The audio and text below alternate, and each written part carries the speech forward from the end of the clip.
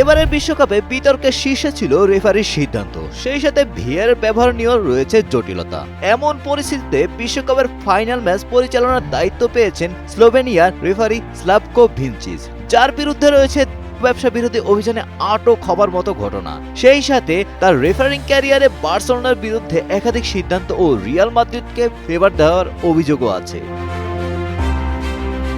Referee ভিনচিচের অধীনে কাতার বিশ্বকাপে group পর্বে সৌদি আরবের ম্যাচ খেলেছিল আর্জেন্টিনা। সেই ম্যাচে পেনাল্টি পেলেও 2-1 গোলে হারে মেসি বাহিনী।